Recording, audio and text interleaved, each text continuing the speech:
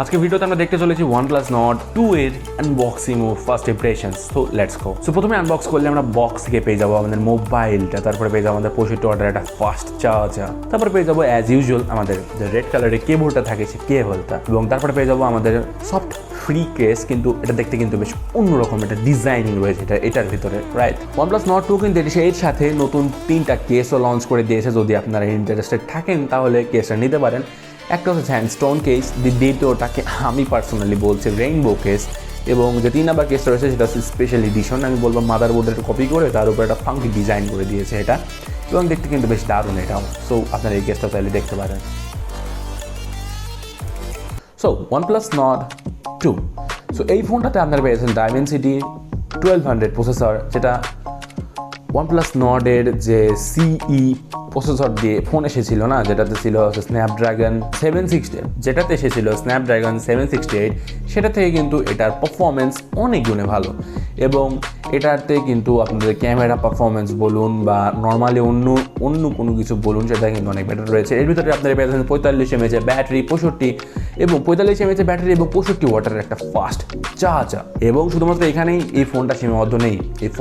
এই ফোনে আপনারা পেয়ে যাচ্ছেন 50 মেগাপিক্সেলের একটা main camera, and as usual ভাই এটা 8 মেগাপিক্সেলের আল্ট্রা ওয়াইড, কারণ 8 মেগাপিক্সেল মানে মিনিমাম একটা দরকার হয় আল্ট্রা ওয়াইড। সো হ্যাঁ, এখানে 8 মেগাপিক্সেলের আল্ট্রা ওয়াইড রয়েছে।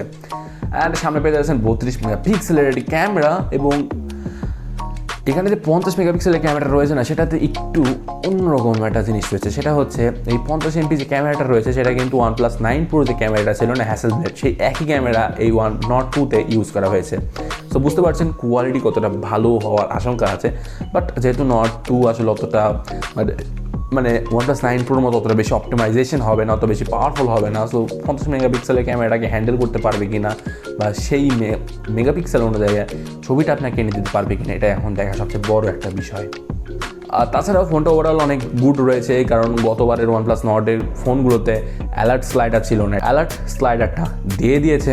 এবং মানে সব দিক দিয়ে মনে হচ্ছে এই ফোনটা হবে OnePlus-এর আরেকটা হিট মডেল, যেটা OnePlus 9R এর পরে হবে। কারণ OnePlus এই বছরে 5-5টা মোবাইল রিলিজ করে, তার ভিতরে OnePlus 9R যে মোবাইলটা ছিল সেটা অল ওভার দিক দিয়ে বেশ ভালো পারফর্ম করে এবং সবার মুখ থেকে একটা ভরসা অর্জন করে। এবং তারপরে মনে হচ্ছে এই Nord 2টা সবার ভালোবাসা আবার অর্জন করবে।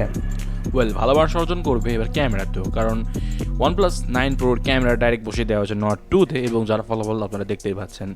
হ্যাঁ, আগের নডের থেকে এই Nord 2-তে ক্যামেরাতে বা ডে লাইট পারফরমেন্সে অতটা বেটার না হলেও এর যে নাইট পারফরমেন্স বা লো লাইট পারফরমেন্স যাকে বলে না কেন, সেটা কিন্তু অসাধারণ। আপনারা দেখতে পাচ্ছেন যেটা হিউজ ডিফারেন্স রয়েছে ক্যামেরাতে, এবং কালারটা অনেক বেশি মানে স্যাচুরেশন রয়েছে প্রত্যেকটা পিকচারে, অনেক বেশি পপ আপ, এবং কালারটা খুবই অ্যামেজিং টিউন রয়েছে প্রত্যেকটা পিকচারে। ছোট্ট একটা ভিডিও ছিল, ভিডিওটা কেমন লেগেছে জানাবেন, এবং ভিডিওটা যখন শেষ হয়ে গেছে তো একটা লাইক দিয়ে যান, আশা করি একটা লাইক পেতেই পারি।